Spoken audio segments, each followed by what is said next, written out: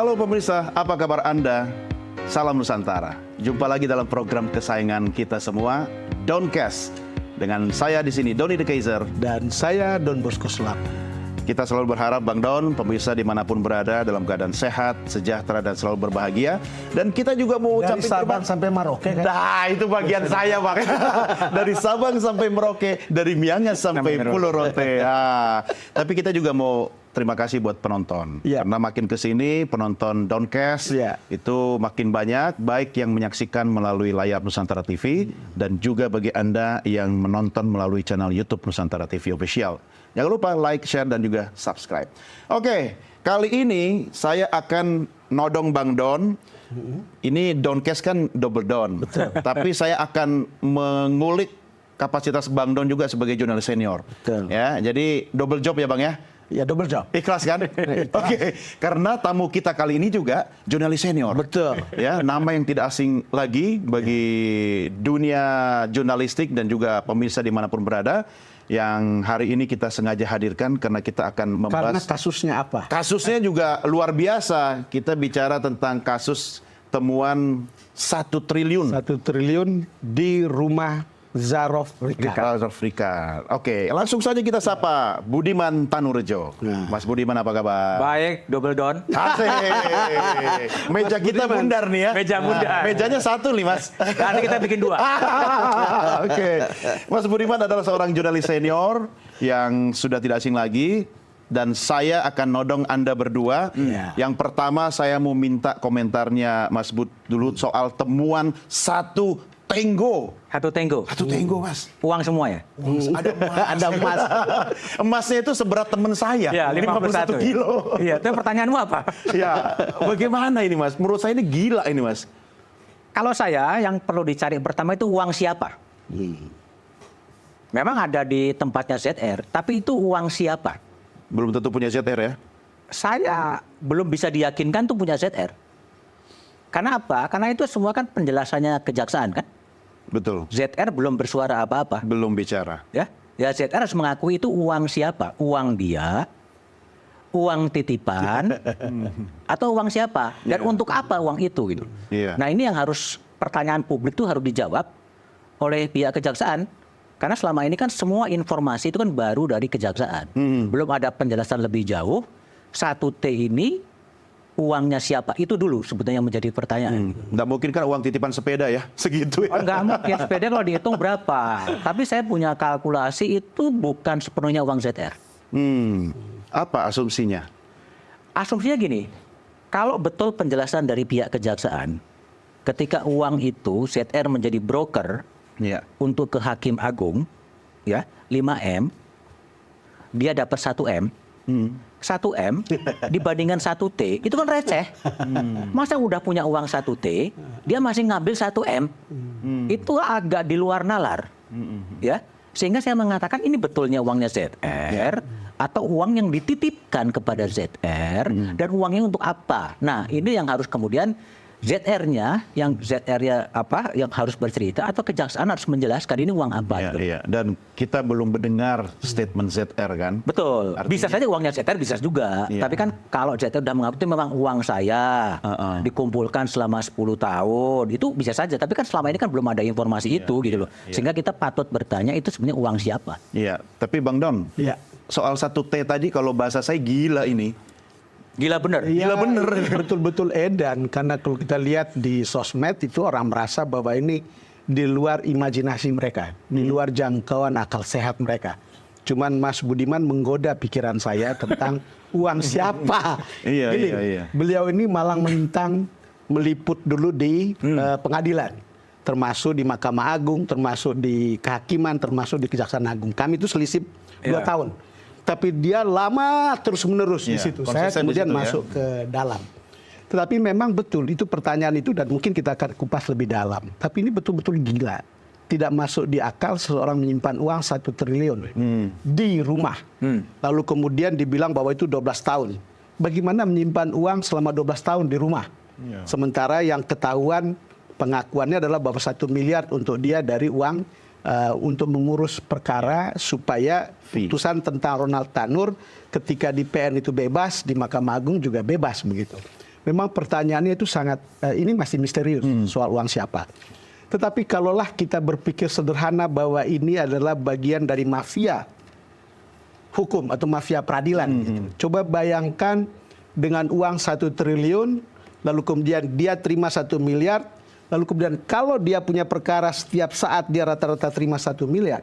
1.000. Itu kira-kira ada 1.000 perkara, 1000 kasus. 1.000 kasus.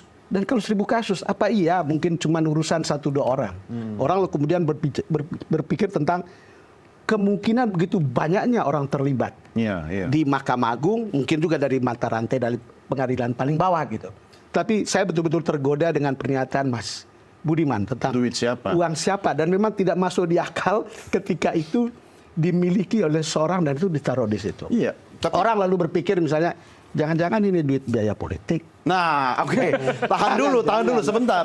Tapi saya juga tergelitik. Ini hanya pikir saja ya. Betul, duga-duga. setuju Bang. Dan tapi sebelum lebih jauh soal ongkos politik, saya kan tergelitik juga sama dengan Bang Nur seperti pernyataan Mas Bud tadi soal uang siapa. Kalau dibuka tadi dengan ini gila, itu kan asumsi saya itu uangnya ZR. Ya. Gila kalau seorang ZR punya 1 Tango. Tapi ketika Mas Bud kemudian menantang kita untuk berpikir lebih jauh, jangan-jangan ini bukan uang ZR. Ya.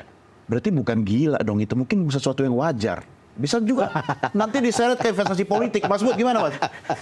Iya, tapi gini, kalau saya sih apresiasi dulu lah pada kejaksaan kan. Gaspol. Iya. Ya. Gaspol begitu si hakim PN Surabaya itu membebaskan, ya, kemudian ditangkap, ada duit di situ, kemudian kenalah kepada ZR. Itu kerja yang bagus. Iya. Itu harus diapresiasi lah. Kasih jempol ya. Kasih jempol. Berarti 3 dampak jempol. retreat oke dong ya. Ya. Baterai Oke full lah. ya kan. Nafas masih Apa ada kaitan antara retreat dan enggak ya nggak tahu. Tapi itu harus kita diapresiasi kan. Iya, Nah, setuju. Tapi poinnya gini. Sebelum terus Mas, Gaspol tiba-tiba ada kasus Thomas Lembong. itu rempol. Iya. Gini, saya tuh ngomong Itu agak annoying. agak annoying lagi kan, distract kan. Ini mana yang makanya mejanya harus 2, nggak boleh 1 ya. Terus Ya gini, Kembali ke saya ini. kemarin bicara dengan penyidik KPK, ya, yang nanganin kasusnya Sekjen Nur Hadi, Nah, ya, itu kan juga gede kan permainan Betul. itu.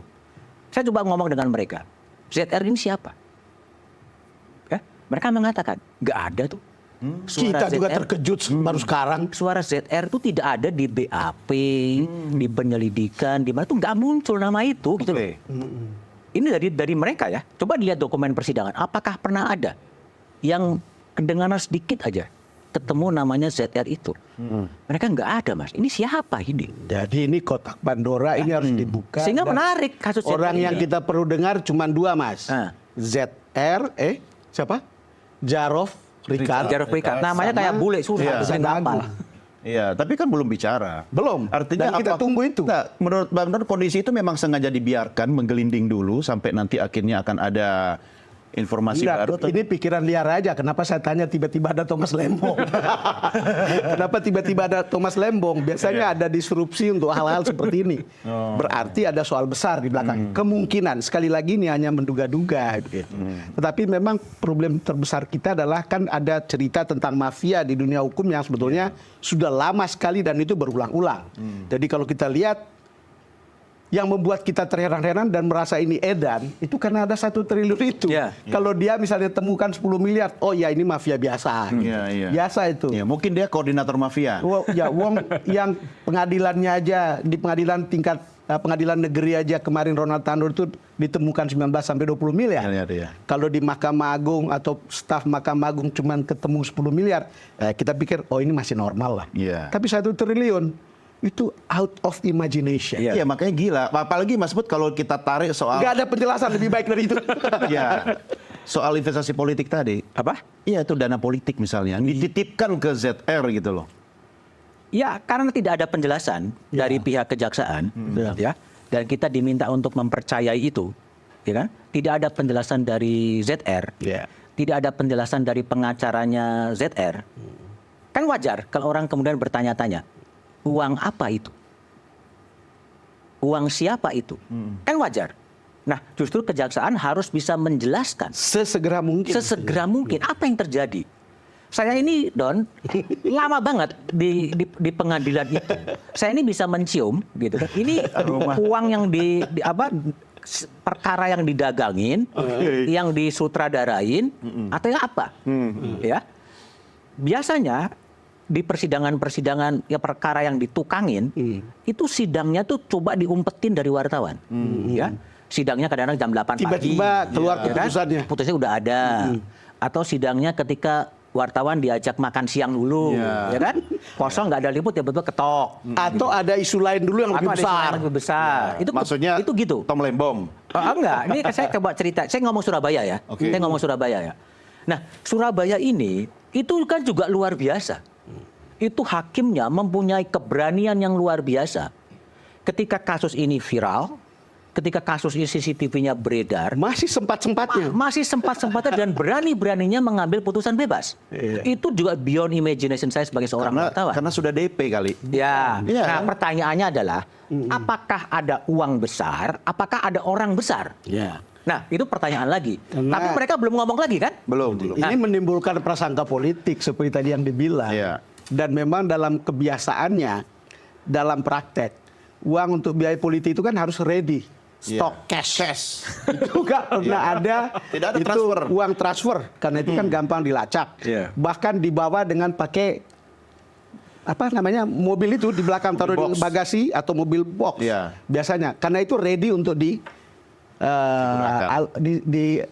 disalurkan Iya. ke orang-orang yang memerlukan untuk pemilihan dalam pilkada atau dalam pemilihan jenis lain begitu. Makanya tadi ada pikiran, ini pikiran liar, sekali lagi pikiran liar karena rasanya sesuatu yang agak susah dimengerti ketika orang menumpuk uang segitu di rumah. Ya kita akan berpikir liar ketika belum dapat dan kita belum informasi tahu dari gambar uangnya dua itu sisi, kan? uang lama, uang baru dan seterusnya. Iya. Cuma kalau tadi Mas Bud lagi mengganggu pikiran saya ini. Uang besar atau orang besar. Ya, Kalau ini mengganggu pikiran penonton juga, Mas. dan begini coba, mungkin karena ada orang besar sehingga disusul dengan Tom Lembong. Makin besar orangnya akan ada mungkin Tom Lembong 2, Tom Lembong 3. Enggak, kalau soal korupsi di Indonesia ini cuma uji petik aja, Don. Jadi kamu kemana petik pasti dapat. Jadi itu enggak cerita yang susah sekali sebetulnya kalau kita mau gitu. Ya petik, cari, mesti ketemu. Oke. Sekarang kalau Tom Lembong, kita bilang, oh jaksa udah bagus tadi diapresiasi ya dengan beberapa kasus besar. Tetapi kan ada juga cerita sejumlah pejabat yang masih pejabat yang ceritanya lama dan banyak diketahui oleh publik, tapi itu aman-aman saja kan Mas. Iya. Iya. Ya, Mas Bud, apa? ini apa soal kejaksaan yang gaspol nih? Ya. Ya, ini gimmick atau nafas panjang nggak sih? Ya itu Jaksa Agung yang bisa menjelaskan. Ya kalau saya kan hanya menonton di luar. Lama saya di bidang hukum kan. Tapi kan Anda penciumannya tajam. Bisa mencium aroma-aroma. Ya ada sesuatu yang gini ya, maksudku tuh semua tersangka siapapun itu ada hak untuk memilih penasihat hukum. Iya. Ya. Nah pertanyaannya karena informasi sekarang kan hanya one sided. Iya. Ya kan? Hanya one sided. Nggak pernah ada penjelasan dari pihak hakim kan, Iya. tersangka kan? Sengaja nggak itu? Makanya Yang nggak Mas, tahu. Nah, justru wartawan yang harus mengejar sebetulnya siapa pengacara dan kasih balancing opinion itu gitu loh. Makanya Mas Bud, kita sebetulnya ingin sekali ketika ada kasus begini di Mahkamah Agung, kita butuh tim independen untuk Ya. menyelesaikan ini. Kan sekarang kan Mahkamah Agung membentuk tim. Kalau timnya orang Mahkamah Agung sendiri itu jeruk makan jeruk. Itu ada beberapa case di mana ada kasus kejaksaan terlibat. KY gimana Juga KY? Mestinya KY. Apapun lah ceritanya harus tim independen. Kalau tidak, ini akan hilang begitu saja dan jangan-jangan tim ini bekerja untuk membersihkan banyak hal. Supaya dokumen tidak lari kemana-kemana, batasnya harus sampai di Tim mana. penyelamat itu ya? Iya, hal-hal seperti itu kan yang kemudian membuat kita ragu dengan Oke. tim yang dibuat oleh Mahkamah Agung. Ini menarik Bang Don soal tim independen, tapi Mas Bud kita break dulu. Oke, ya. Karena saya lihat itu kayaknya kopi sudah mulai makin kesini soalnya makin berat ini. Oke, pemirsa jangan kemana-mana. Downcast segera kembali sesaat lagi. Tetap bersama kami.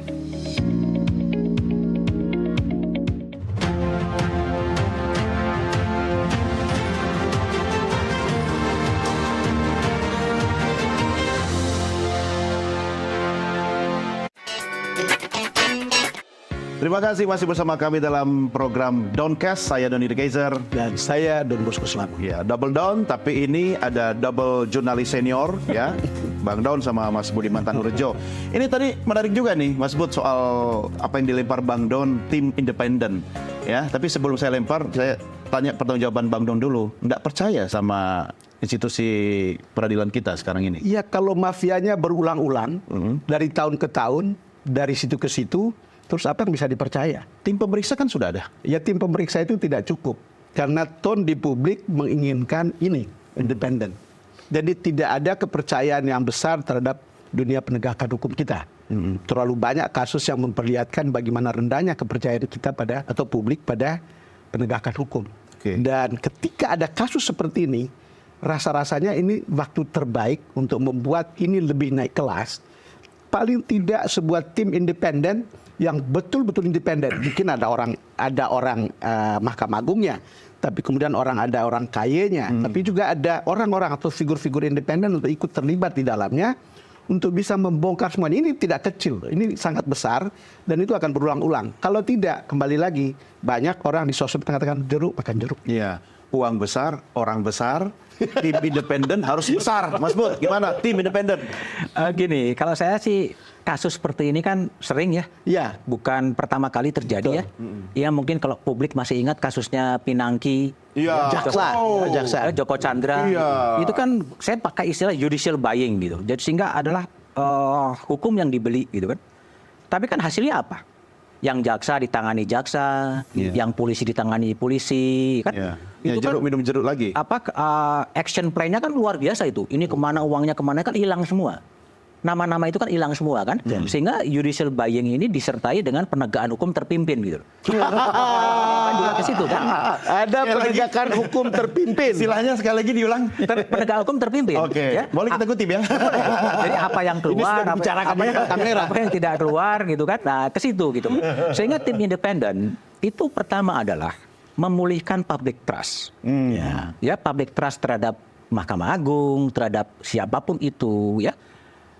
Secara sosiologis ada dasarnya. Ketua Mahkamah Agungnya baru, Ya. Pak Narto. iya, betul. Kita percaya pada Pak Narto. Presidennya baru, Pak Prabowo, yang komitmen anti korupsinya luar biasa. Iya.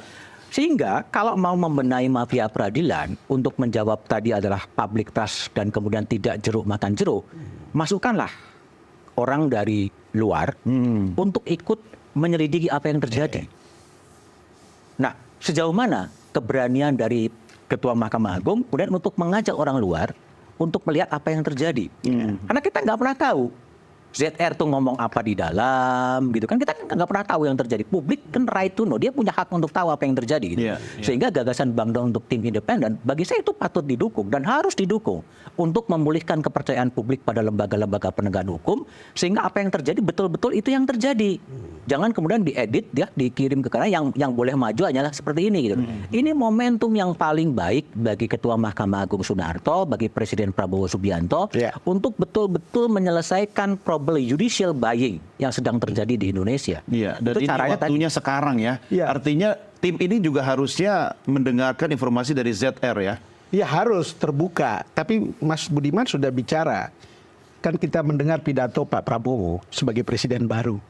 Tidak boleh ada menteri yang makan dari APBN. Jadi partai-partai politik itu kasih menterinya tapi dilarang untuk mengambil uang dari APBN. Kemudian ada beberapa pidato di mana Pak Prabowo meyakinkan bahwa korupsi itu akan diberantas. Lebih kuat dari sebelumnya. Kalau ada komitmen seperti itu, mestinya ini bisa menjadi kuda tunggangan untuk kemudian bisa ditumpangi untuk kemudian membersihkan dunia peradilan. Dunia peradilan kita itu adalah dunia yang paling jorok di antara sekian lembaga, kecuali kejaksaan sekarang sudah mulai pulih gitu. Di antara sekian lembaga hukum kita itu paling jorok dan tingkat kepercayaan atau trust publik itu paling rendah. Ini kesempatan yang sangat baik. Kalau lewat momentumnya sulit untuk memulihkan kepercayaan publik kepada Itu tadi, kalau tiba-tiba ini hilang saja begitu, lebih parah lagi. Kepercayaan publik itu akan hancur sampai ke titik nadir. Tapi Mas Bud, ketika tadi dengan tanda petik lagi ini bicara uang besar dan orang besar misalnya, mampukah tim independen itu menghadapi orang besar? Kalau mungkin di belakang ini ada orang besar gitu loh. Harus mampu. Saya punya pengalaman empirik ya dalam kasus-kasus mafia peradilan. Top leader akan menentukan arah kemana. Jangan pernah berharap pemberantasan korupsi di Indonesia itu bisa baik kalau tidak ada dukungan dari pimpinan tertinggi. Itu menjadi kunci. Bahasanya ikan itu busuk dari kepala. Oh iya, itu kan bahasanya Pak Prabowo juga. Betul. Sehingga Pak Prabowo sebagai presiden, Pak Narto sebagai ketua Mahkamah Agung harus memanfaatkan momentum ini untuk betul-betul membersihkan praktek mafia. Kalau di riset, itu sejak tahun 70-an sudah ada. Ya. Masalahnya adalah, kenapa dari tahun 70-an sudah ada? Itu eranya ketika persidangannya Budiaji, Kepala Dolok Kalimantan Timur. Ya. Itu sudah ada. Advokat yang kemudian dipecat karena dia tuduh menyuap hakim. Masa dari tahun 70 sampai sekarang masih ada? Berarti kan ada something wrong dalam budaya itu. Nah, Bukan saja ini masih ada, Mas, malah berkembang. malah berkembang lebih. Jadi Itu tergantung kebiasaan. kepada pimpinan nasional Iya, sebetulnya. iya. Tapi artinya kan kalau Presiden Prabowo sudah statement, itu kan declare kan, deklarasi, saya dukung, Ya. ya saya berada di belakang upaya pemberantasan korupsi. Ya. Lah lalu tunggu apa lagi? Maksudnya ketua MA itu harus menunggu sinyal apa atau menunggu keberanian apakah? Atau KY mungkin yang harus take position? Gini, kalau KY kan faktanya kewenangannya sudah dipreteli. Dia tidak punya kewenangan untuk mengawasi lagi Hakim Agung. Dia hanya hakim di bawah dan sikapnya hanya rekomendasi. Ya, tukang saran aja ya. Ya, tukang saran, dia memperhatikan enggak atau itu faktanya memang begitu. Iya. Tapi apa sih esensi di balik komisi yudisial? Kalau menurut saya lihat, komisi yudisial itu memang dipreteli karena kekuasaan kehakiman memang ingin betul-betul independen, ingin betul-betul merdeka dari kekuasaan. Pertanyaan saya adalah, yang diasumsikan oleh Korp Hakim itu kekuasaan politik kan? Jadi dia tidak mau di bawah kekuasaan politik. Betul. Tapi pertanyaannya adalah dalam kasus ZR, yang mempengaruhi kekuasaan kehakiman itu kan bukan hanya politik, tapi uang. Nah, gimana kemudian Korp Hakim itu Uang juga bisa jadi uang politik. uang politik itu, Iya, itu kan campur aduk. balik ya. lagi Nah, gitu. itu yang kemudian terjadi sehingga tim independen atau tim gabungan itu bisa memulihkan. Ya, ini Pak SBY memberikan contoh yang baik ketika ada kisruh di era KPK dulu, ketika kasus Akil Mokhtar. Oh iya. Iya, Dia iya. memanggil semua pimpinan lembaga tinggi negara, kemudian dia mengambil action mengeluarkan Perpu pada waktu itu. Bahwa Perpu itu kemudian disetujui DPR, ditolak oleh MK itu yang lain. Tapi ada sebuah take action yang diambil untuk membereskan ini semua. Ya kita tunggu. Pak Narto katanya membuat tim pemeriksa. Ya harusnya declare siapa tim pemeriksanya dan lain sebagainya gitu. Hasilnya seperti apa. Nah, saran saya memang harus ada tim dari luar. Dari luar mana saja? Ya bisa dari Semua akademisi, institusi dari kurang- siapapun oke, bisa saja. profesional, ya. Kalau saya condong melibatkan orang-orang dari luar yang integritasnya dipercaya oleh publik gitu untuk menjadi bagian tim pemeriksa sehingga hasilnya bisa lebih dipercaya. Iya. Kan berhadapan pada sebuah public trust yang sedang turun. Nah, ini masalahnya kan di situ. Dan ngerinya tadi ya Bang Dudi ya, kata Mas Bud itu kan memang kaya kan dipretelin kan. Betul. Kekuasaannya. Betul. Dan memang kalau kita bicara hakim itu tidak boleh diintervensi. Tapi justru makin besar kekuasaannya, makin tidak ada makin independen dia, itu kan malah makin liar kalau. Iya, Saya nggak tahu gimana istilah yang tepat. yang menjadi pertanyaan sebetulnya kan dia harus independen dari mana? Kami kan sudah dibilang sama Mas Dari Budiman itu kekuasaan politik, oke.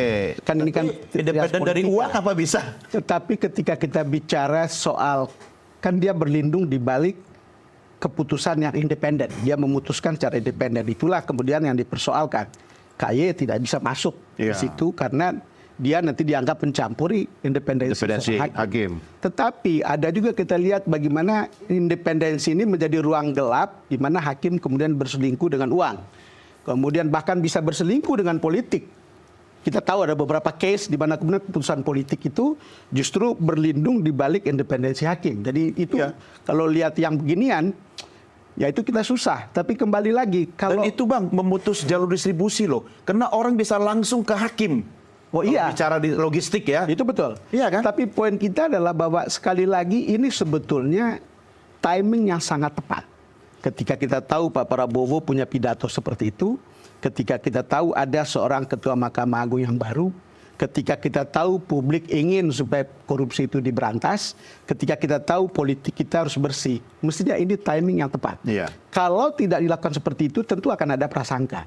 Ada prasangka, apakah ini serius? ada prasangka jangan-jangan ini menutup hal yang sebetulnya ya untuk merapi-rapikan sehingga tahu melokalisasi perkara ini ada di sini.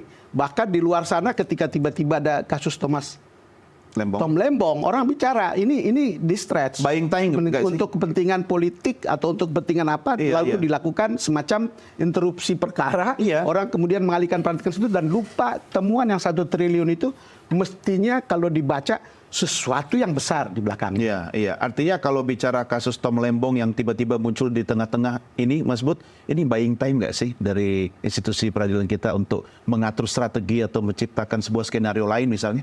Ya kalau Tom Lembong memang terbukti korupsi ya sikat aja. Tapi kan kembali equality before the law. Ya, semuanya harus diperlakukan sama gitu kan. Nah, oke aja Tom Lembong ditangkap, ditahan, boleh-boleh saja. Tapi bagaimana Anda kemudian kejaksaan meyakinkan publik bahwa semuanya akan diberlakukan sama gitu. Jadi jangan harus mendikte bahwa publik tidak boleh berprasangka atau punya pikiran lain. Itu yang kita kan merdeka kan? Merdeka boleh berpikir, boleh apa itu terjadi gitu loh. Mumpung momentumnya tadi Ketua Mahkamah Agung baru, Presiden baru, janjinya oke, ya. Tapi kasihan dong hakim-hakim yang kemarin solidaritas hakim yang minta kenaikan gaji dan lain sebagainya. Itu kan terpukul moral mereka ketika kemudian 1 triliun. Mungkin sudah diwakili naik gaji yang ya itu yang harus dikasih. Jadi bukan hanya semacam formal, tetapi juga mendalami rasa keadilan dari para hakim itu. Hakimnya juga banyak yang sengsara, banyak yang idealis loh. Poinnya adalah bagaimana orang-orang yang punya integritas, orang-orang yang hakim baik itu bisa menjadi pucuk pimpinan ketua pengadilan menjadi ketua Mahkamah Agung kan harus dibuka ruang itu. Ya, Anda berdua sepakat bahwa ini momentum. Tapi Bang Don misalnya, kita tarik koridor 100 hari pertama. Bisa nggak diterima? Ya, kalau bisa ini dijadikan momentumnya. Gitu. Pertanyaan kita berdua sebetulnya adalah pertanyaan-pertanyaan jurnalistik untuk kemudian bisa dilihat lebih jauh. Kita belum tahu, kita harus ikut mendalami itu gitu. Tetapi hal-hal yang kita pertanyakan itu adalah pertanyaan yang kalau bisa teman-teman di lapangan mencari lebih dalam. Lalu kemudian di follow up lebih dalam. Masa orang tidak kritis untuk mengatakan, oh ada bentuk tim MA, kenapa orang tidak bertanya, kenapa tidak bikin tim independen? Kan kira-kira itu normal saja ketika melihat ada prasangka, wah ini akan ditutup-tutupi atau akan di make up untuk kemudian akhirnya hilang begitu saja. Padahal publik sudah tahu uangnya berapa dan publik berhak tahu sampai di mana dan akan kemana kasus ini dibawa. Lalu kemudian dapat jawaban atau informasi yang clear tentang siapa si Zaroff Ricard ini dengan uang 1 triliunnya. Tadi Mas Budiman tanya, untuk apa uang itu? Apakah betul hanya untuk menyuap hakim selama 12 tahun? Ya ini kan cerita-cerita yang belum dikonfirmasi. Yang kita butuhkan saat ini adalah jaksa bisa menjelaskannya dengan sejelas-jelasnya. Kedua, Zaroff Ricard juga bisa membuka. Ngomong dong harus ngomong ZR kan sekarang kan. Tapi bicara soal 1T, Mas Bud, itu kan yang jadi temuan kan? Apa benar temuannya 1T? Jangan-jangan ada yang lain yang tidak disorot kamera gitu? Ya nggak tahu kalau benar atau enggak kan itu kan kata kejaksaan 1T toh. Tapi poinnya kalau saya begini, apa yang harus dikerjakan oleh tim independen? Tim independen itu bukan hakim, ya ada hakimnya, ada siapa terserah lah ya, siapa. Tapi gini itu kan diawali dari political judgment. Ini perkara apa? Perkara yang bisa diselesaikan dengan mekanisme hukum yang ada, atau perkara yang besar yang bisa mempengaruhi perubahan sistem peradilan yang ada. Political judgment itu penting. Atau perubahan politik. Atau perubahan apapun. Itu penting juga untuk menentukan apa yang mau dilakukan. Kalau kasus ini ternyata ada intervensi politik, apakah elit politik juga masuk dalam tim? Boleh saja. Itu judgment dulu. Karena kalau saya melihat judgment, saya kan mengikuti mafia peradilan kan lama banget. Tahun 70 kasusnya Budi Haji. Itu ada juga. Ya kan terus banyak lagi lah Hakim Agung, Sekjen Mahkamah Agung dan lain sebagainya, kasusnya Joko Chandra ini kan semua permainan Sekjen Mahkamah Agung malah baru belakangan kan ada 2. Ada Gasal Basaleh Hakim Agung, Sudrajat Dimyati, ya itu kan luar biasa itu. Nah, ini bagi saya adalah kasus besar. Nah, kalau kasus besar mau ditangani jangan dengan biasa-biasa saja. Iya. Harus dengan kekuatan besar. Harus dengan tim yang kekuatan besar, tim yang besar. Oke. Ada tim terbentuk, timnya Pak Narto atau timnya siapa? Temuin Zarov. Oke, biar energi kita juga lebih besar, kita rehat dulu. Rehat dulu. Ya, jangan kemana-mana. Doncast segera kembali sesaat lagi.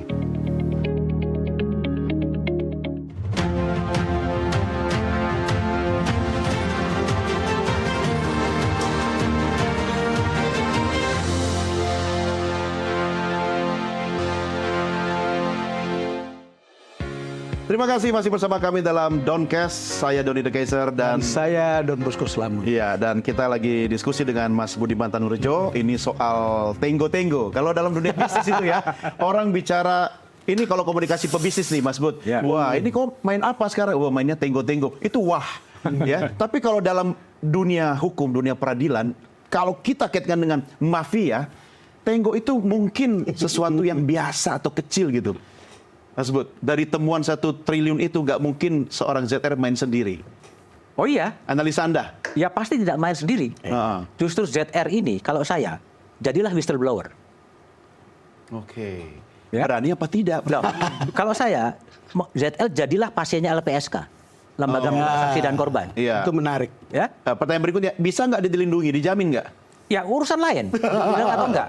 Jadi kan, Kalau udah jadi sama saya, whistleblower. ini kan faktor, ini kan sosok kunci. Ya pasti akan ditolak karena dia tersangka dan lain sebagainya. Nah untuk itulah tadi yang Bang Don katakan, datanglah tim independen ke sana. Iya. Tim independen ada orang luar ya, sehingga dia menaruh kepercayaan. Tempatkanlah ZR sebagai orang yang mempunyai banyak informasi, Iya. ya kan? Iya, ordal dia ini. Ya ordal kan informasi banyak. Uangnya dari siapa? Oh itu bukan uang saya Pak, uang titipan ya, selesai masalahnya kan? Iya. Tiba-tiba dia pas diperiksa apa? Itu uang amnesia. politik. Itu uang siapa? Aduh, kan kalau penting banget. keceplosan bahaya kan? Nah, dari situlah kemudian menjadi sangat penting. Kalau dia mengatakan itu bukan uang saya, atau memang uang saya kumpulkan. Oke, kumpulkannya dari siapa? Kan harus dikejar. Uangnya lari kemana saja. Itulah momentum bersih-bersih. Gitu loh. Sehingga ada perwakilan publik, ada perwakilan masyarakat sipil yang berada di dalam yang menambah kredibilitas dari investigasi itu. Kalau mau. Takutnya kalau ini jadi momentum upaya bersih-bersih, pas sudah bersih, nggak ada lembaga peradilan. Ada lah. Nggak ada orangnya. Kita berani jalan. Kita Kan udah bersih. Nah, kalau lihat ini kan pertanyaanmu tadi kan apakah dia sendirian? Pasti tidak sendirian. Tidak sendiri ya. Satu. Yang kedua, pertanyaan berikutnya adalah apakah pintu masuk untuk Ya. suap menyuap di MA itu hanya satu pintu? Tapi kita juga percaya bahwa dari berbagai kasus memperlihatkan tidak hanya satu pintu. Iya. Misalnya kita tahu yang lawyer yang dulu ada suap koperasi itu kan tadi Mas Budiman katakan tidak ada nama Zarov. Dan artinya kalau tidak ada nama Zarov dalam beberapa kasus yang lain, itu berarti ada kelompok lain, ada pintu lain, ada geng lain, ada mafia yang lain gitu.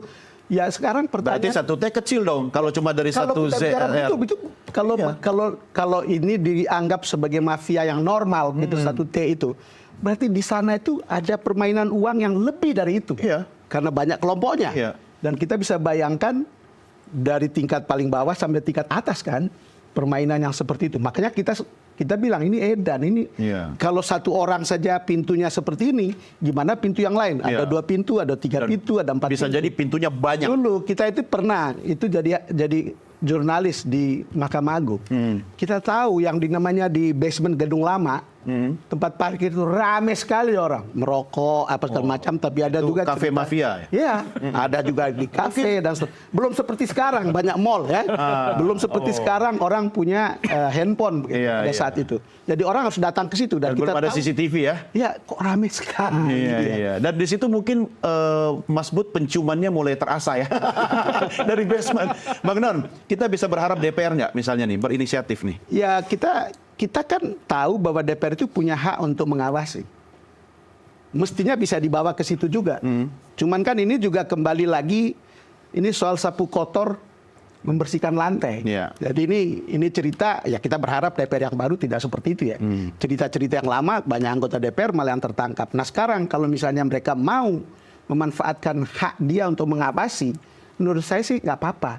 Apakah mereka bentuk pansus atau apapun lah, bahwa itu tidak didengar oleh Mahkamah Agung itu nggak ada masalah. Tapi itikadnya kepada publik, pertanggungjawabannya sebagai wakil rakyat setelah melihat kasus ini mestinya bergerak saja gitu. Iya, cuma mungkin Mas Bud kalau saya balik logikanya ya, kalau kita bicara ada orang besar. Kalau misalnya orang besar ini elit Ulang-ulang kamu orang besar. Enggak, saya kepo, boleh dong ya. Karena kalau bahasa anak gaul sekarang Mas Bud, kasus satu Tenggo ini di luar Nurul katanya. Ya. Bahasanya Gen Z. Maksud saya gini, ketika ini menyangkut orang besar elit politik, mungkin DPR akan sudah inisiatif sejak awal untuk masuk di sini. Jadi untuk melindungi atau apalah bahasanya gitu. Ya mungkin DPR-nya belum cukup informasi ya. Oh. Ya dia tenang-tenang. Ini kan soal political judgment. Oke. Bisa jadi. DPR kan lagi senang ya, lagi senang dengan bisa memperjuangkan hakim naik tunjangannya kan ke situ kan.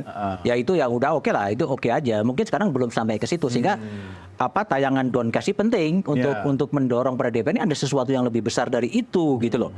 Kan banyak hal yang tidak terkulik di situ kan. Soal sekarang Majelis Kasasi 3 orang dissenting opinion. Yang disenting ketua majelisnya. Tapi kan kita nggak pernah tahu pertimbangan dia apa. Pertimbangan 2 hakim anggota yang menolak apa. Dari situlah kemudian bisa masuk.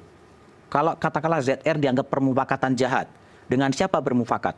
Sehingga kembali lagi ini momentum. Ya kan? Ada orang besarnya, ada uang besarnya, ada orang yang banyak juga terlibat. Sehingga beresin aja sekalian gitu loh.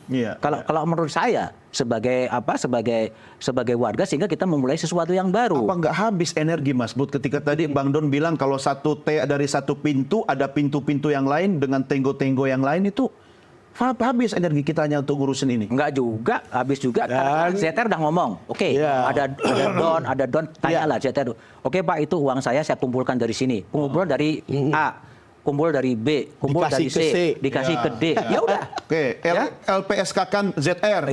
ZR yang lain juga harus begitu. Di situ. Lalu panggillah ketuanya. Betul kamu terima? Betul, mundur kamu sekarang. Kan bisa juga dengan cara-cara dari begitu. Segi investigasi mestinya tidak sulit-sulit amat. Kalau memang mau sehingga hakim yang diperjuangkan itu bisa naik situ. Kan? Gitu. Kalau ada mana? Kejahatan ikut uang. Jadi sebetulnya nggak terlalu sulit gitu. Iya. Tetapi kan ini kan cash Mas. Hah? Cash. Ya cash. Kalau pakai cash bank kan ketahuan. Justru baunya uang cash itu lebih unik kalau Bang. Dan itu memang menjadi pertanyaan. Orang menyimpan uang cash sebanyak itu di rumah agak susah. Masih ingat nggak Bang Don dulu anggota dewan kita yang almarhum yang kemudian di rumahnya ditemukan satu ruangan itu cash juga. Ya, kalau itu saya pernah lihat malah di sejumlah wujudnya kan? Ya, di sejumlah tempat itu ada, tapi itu untuk event politik. Event politik. Ini ada beberapa dulu cerita konvensi, ada cerita kampanye. Betul. Kita tahu bagaimana uang itu diedarkan. Makanya saya tadi bilang, kalau uang sebesar ini itu motif kepentingan politiknya itu besar. Karena itu harus cash ready gitu untuk kemudian gampang. Oh itu diperlukan sana, langsung keluarkan. Oh diperlukan situ, langsung. Dan tidak salah dong kalau kita berpikir logistik politik karena kan ini menjelang pilkada. Ya makanya bisa pilkada, bisa sesuatu yang sudah berlalu, bisa yang akan datang. Tapi kan sekali lagi ini pikiran liar sebagai jurnalis saja. Yang harus dikonfirmasi bagaimana itu. Dilihat di lapangan. Dan kalau itu 1T ternyata hanya sebagai DP, kalau kita mau nyicil motor atau mobil DP sekarang kan ada yang 5%. Anggaplah itu DP 2,5%, berarti kan lebih di luar Nurul lagi tuh Mas Bud. Enggak, kalau saya mau mengajak siapapun ya, hakimnya jangan terjebak pada pemikiran yang sangat formalistik. Formalistik itu begini, kan trik-trik korupsi kan banyak. Trik-trik menyerahkan uang kan banyak. Saya nggak minta, saya nggak terima, tiba-tiba uangnya ada di bawah kursi saya, ditinggal, kan terlepas. Betul. Ya kan? Kan banyak trik-trik melakukan bagaimana menyamarkan agar tidak terjerat oleh delik. Tiba-tiba ada kan pantat mobil ketemu pantat mobil, kopernya dipindahin. Ada yang seret pakai kaki Mas. Banyak. Sehingga orang mengatakan saya nggak terima. Ada yang ketinggalan di situ. Kan selesai. Itu yang saya bilang. Janganlah terjebak pada logika-logika formal. Hakim kita kan sangat formalistik di situ. Sehingga tadi harus dicari cara-cara yang tetap sesuai hukum gitu kan, tetapi bisa membongkar ini semua. Karena kan ini extraordinary crime kan sebenarnya. Extraordinary crime. Ini hakim kan juga harus extraordinary. Berat lah. Ini kan Sebastian Kolpe nulis apa di Dan tahun yang paling repot itu Mas, nanti kalau diadili oleh peradilan yang sama, jadi itu juga jeruk makan jeruk. Iya. Gimana korpsnya begitu. Iya, Lalu kemudian corpse. kalau dia bicara dia mengadili temannya sendiri, ya seperti itu. Iya. Iya, jadi kalau peradilan, saya mau mengatakan, berani nggak sekarang Pak Prabowo, Pak Narto menggunakan sistem juri dalam tanda petik? Ya, bukan hakim yang menyidangkan, undang perwakilan hakim, bukan hakim ad hoc, bukan hakim ad hoc seperti sekarang melekat sepanjang segala abad dia di ad hoc itu, tapi undang. Ini untuk kasus yang sangat istimewa, dia undang hakim ad hoc juri. Katakanlah hakim itu 5 orang. Ada 2 orang yang ahli hukum tapi bukan hakim. Untuk ikut memeriksa itu. Jadi model seperti ini kan, Nah, ini harus dimunculin. Ini model Gitu loh. seperti ini model Anglo-Saxon. Anglo-Saxon, Jadi tapi kita harus berani mengambil diterapkan. Iya. Kali ini kalau ada semacam kasus spesial, itu bisa dibuat semacam diskresi. Itu loh. Kalau diskresi itu dibolehkan, hal-hal seperti ini mestinya nggak usah ragu-ragu untuk bisa dilakukan. Orang bisa menemukan cara. Saya inisiatif mengambil diskresi dulu, kita break dulu. Kita lanjut sidangnya di segmen berikutnya. Pemirsa, kami segera kembali sesaat lagi.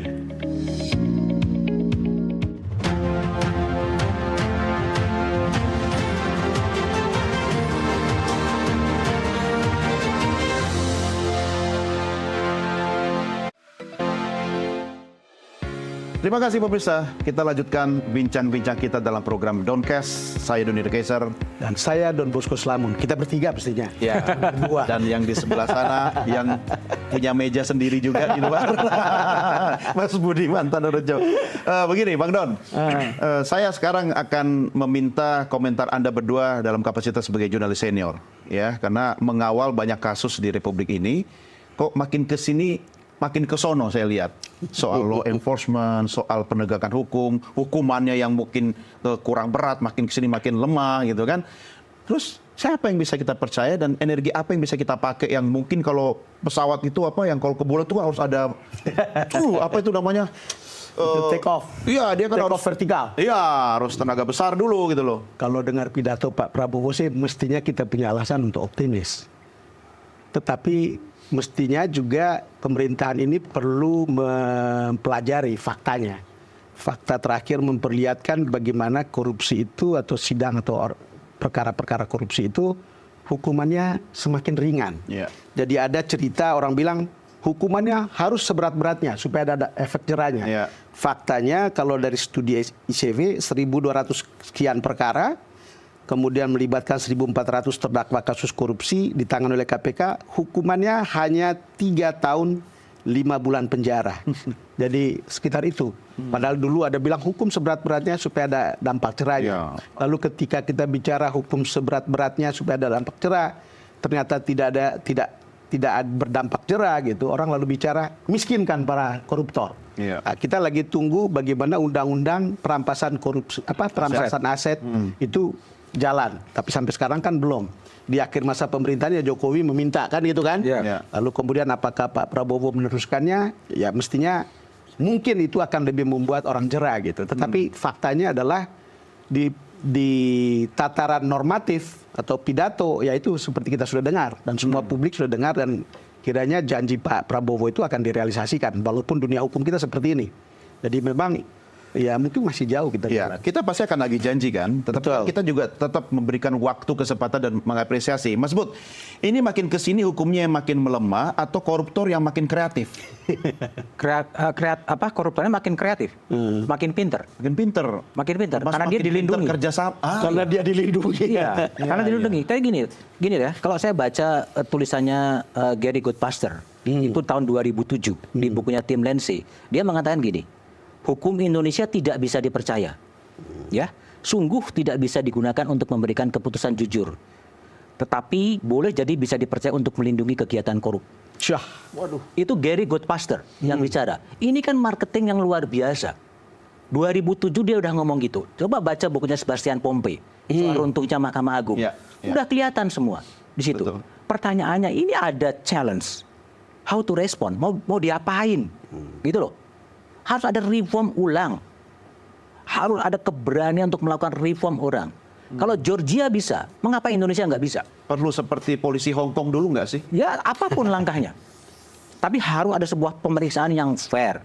Banyak hakim-hakim Indonesia yang bagus-bagus. yang masih muda-muda, yang belum terpolusi. Mereka yang harusnya saatnya menjadi puncak pimpinan ke Mahkamah Agung, ke Pengadilan Tinggi. Katanya korupsi kan sebagai pelumas, Mas.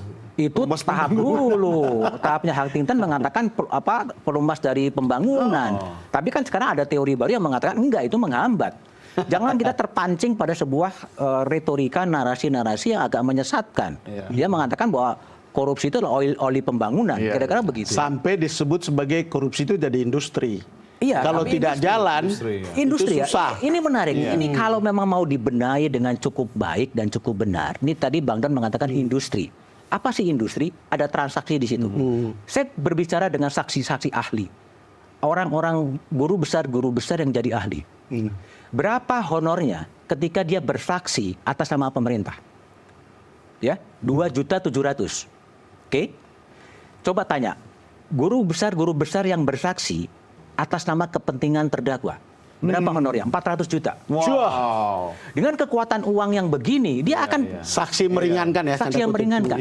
Kan ini poinnya. Jadi terlalu banyak aspek. Obat masuk angin itu, Mas. Ya, orang kalau 2,2.700.000 di sini 400 juta. Ya, kemudian terus begini, ya dia pindah aja ke sini. Iya.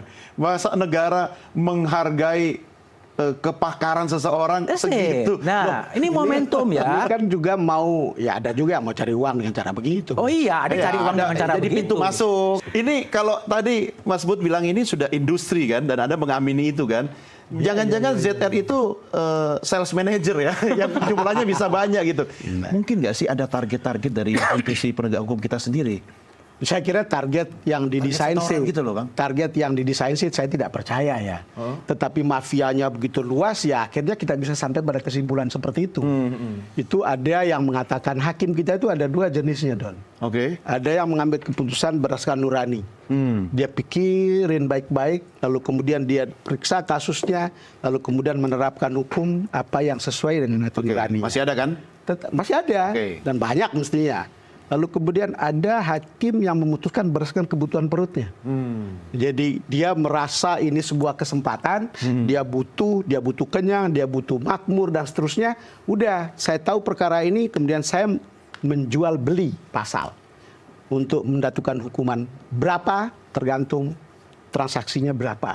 Dan itu kan yang kemudian kita dengar dalam kasusnya si Ronald Tanur yang kemudian dilalah kemudian membuka yang namanya Sarof Rikar yang ternyata punya uang sekian gitu, yang kemudian tadi ada pertanyaannya, uang itu apa urusan mafia biasa atau urusan di luar itu gitu. Tetapi poinnya kan kita melihat bahwa situasi ini menjadi seperti sistemik gitu.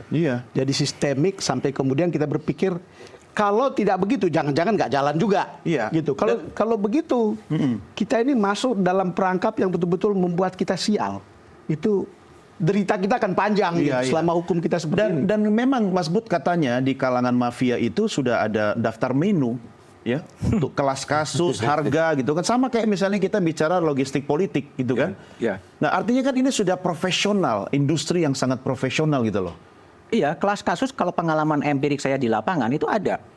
Semakin kasus itu menarik perhatian publik, kasusnya semakin tinggi, tarifnya semakin tinggi. Itu begitu gitu loh. Nah, itu yang kemudian terjadi. Kan soal industrialisasi hukum itu kan bukan isu lagi. Mak Mahfud bolak-balik mengatakan bahwa segala teori di gudang itu sudah habis, nggak bisa menyelesaikan. Segala teori di gudang habis. Habis, menyelesaikan apa? Faktanya gini-gini terus. Yang bisa adalah kepemimpinan. Mau nggak pimpinan nasional itu menyelesaikan? Poin dari ini, kalau saya merefer ini karena ketertutupan. Ada sesuatu yang tertutup di lingkungan peradilan ketika musyawarah hakim. Kan semua terbuka. Musyawarahnya kan tertutup. Sidangnya terbuka. Dalam ketertutupan itulah terjadi kamar gelap negosiasi. Ada ruang gelap, negosiasi, jual beli. Kan itu yang terjadi sekarang. Nah, itu kan Markus independensinya di situ kan, Mas. Independensinya. Kamu jangan berbicara soal independensi tanpa berbicara soal accountability. Di mana accountability-nya? Kalau dia mengatakan kita harus berikan judge, pertimbangannya apa? Ketika ketua majelis kasasi melakukan dissenting opinion, ketika dua hakim anggota mengatakan tidak setuju dengan putusan, kan harus dibuka. Sampai sekarang pernah ada yang buka putusan itu? Kan nggak tahu juga. Kita hanya mengatakan bebas. Kenapa bebas? dihukum 5 tahun. Kenapa dihukum 5 tahun? Nah, itulah kemudian yang disebutkan ketertutupan itu diadili ketika terjadi keterbukaan. Nah, ketika diadili, I smell something, ada sesuatu. Disitulah Komisi Yudisial akan masuk. Ketika Komisi Yudisial masuk, dia hanya sampai kepada pelanggaran etika. Dibawa ke MKH, MKH terserah pada Mahkamah Agung. Nah, terlalu hal-hal yang terlalu buang-buang waktu, tidak selesai, gaduh terus, tapi nggak dapat apa-apa. Nah, ini momentum kembali lagi kepada Pak Ketua Mahkamah Sunarto yang dikenal berintegritas, Pak Prabowo yang komitmennya pemberantasan korupsi tidak diragukan. Ini momentum. Benahi ini, kepercayaan publik 85% akan naik. Nah, begini, kita harus akhiri diskusi ini. Nanti kita sambung di meja yang lain. Tetapi saya harus minta pernyataan Anda berdua, karena Presiden Prabowo kan sudah mengumandangkan itu dengan tegas. Dan ada harapan sebenarnya. Ya, kalau dari perspektifnya Bang Don, ya kita harus percaya Presiden kita. Ya, nah, apa yang bisa Anda sampaikan kepada Presiden? Kalau melihat semua hal yang sedang berkembang di dunia hukum kita yang makin kelam, itu butuh revolusi sebetulnya. Kita membutuhkan revolusi yang mungkin kata yang lebih tepat atau sekarang orang sebut reformasi. Reformasi. Ini juga kata-kata kosong sebetulnya. Saya juga tidak yakin bahwa itu akan jalan. Tapi seorang presiden baru kalau bisa merealisasikan janji-janji dari pidatonya. Kita menaruh kepercayaan pada itu. Kita lihat dan kita menunggu seperti apa begitu hasilnya. Tetapi mestinya ketika seorang pimpinan nasional mengatakan demikian, menurut saya sih organ-organ lain juga harus merasa bahwa ini ada sinyal di mana mereka harus membenahi diri. Tadi Mas Budiman ada ketua MA yang baru. Itu sama seperti kalau nanti akan ada ketua MK yang baru, ada Kapolri yang baru, ada Jaksa Agung yang baru, atau apapun lah namanya.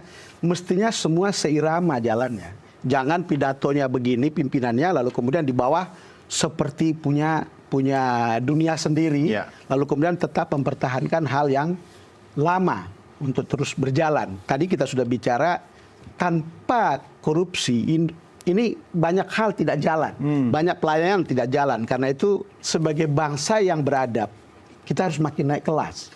Rasa-rasanya saya merasa sudah outgoing generation.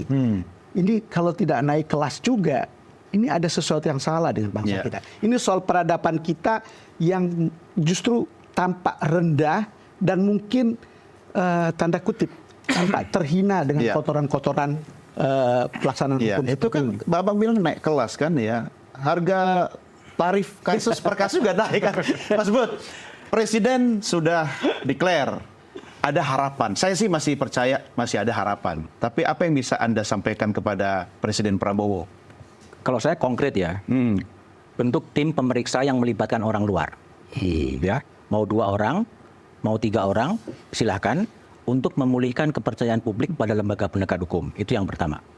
Yang kedua, ketika ini sampai ke pengadilan, gunakan hakim dalam bahasa juri dalam tanda petik, orang luar, ahli hukum, libatkan semacam juri di sistem peradilan lain, bukan hakim semuanya. Ini untuk menambah kepercayaan dan dia bisa melihat sesuatu yang tidak sepenuhnya formalistik. Ini poin yang penting. Dari situ kemudian bisa mengarah kepada apa yang dikatakan oleh Bang Don, itu adalah reformasi. Yang memang kalau Pak Prabowo yang tidak mau setuju dengan dia silahkan keluar. Sama dengan peradilan. Kalau memang tidak mau diikuti keinginan Pak Prabowo Presiden untuk memberantas korupsi, menghindari korupsi, silahkan keluar. Kita memulai sesuatu yang baru dengan orang-orang baru, tidak berkutat terkena jebakan penyakit-penyakit lama. Ini momentum. Pak Prabowo punya kemampuan untuk itu dengan tingkat kepercayaan publik 84-85% dengan dukungan politik yang sangat luar biasa. Ini momentum. Sehingga manage ekspektasi itu menjadi penting. Apa yang bisa dikerjakan, ya itu bisa dikerjakan.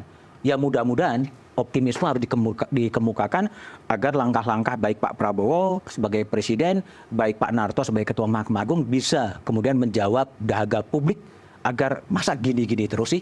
Tiap hari nanti akan ada udah Pinangki lah, Akil Mohtar lah, Gasalba Abbas lah, sekarang muncul ZR lah, besok muncul siapa-siapa. Ini momen untuk dihentikan, berhenti dan memulai sebuah peradaban hukum yang baru. Itu yang diharapkan oleh publik, minimal saya lah. Oke, peradaban hukum ya, jangan ditentukan oleh tarif per kasus ya.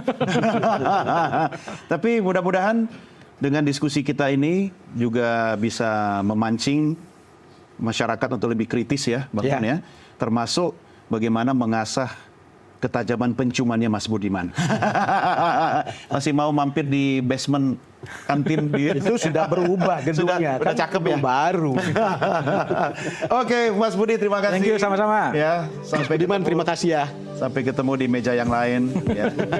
Sehat selalu, sukses. Oke, thank you. buat Mas Makasih. Budiman. Pemirsa, inilah akhir jumpa kita dalam program Doncast. Dan sekali lagi, Bang Don, kita juga tetap mengucapkan terima kasih ya yang sudah like, share, dan subscribe, yang sudah menyaksikan bukan cuma dari layar Nusantara TV, tapi Yang juga sudah mengeritik. oh ya, kritik itu penting. Banyak ya yang kritik juga, dan itu masukan buat kita. Terima kasih sekali lagi, dan tetap saksikan Doncast bersama saya, Doni The Kaiser. Dan saya Don Bosco Slamet. Sampai jumpa.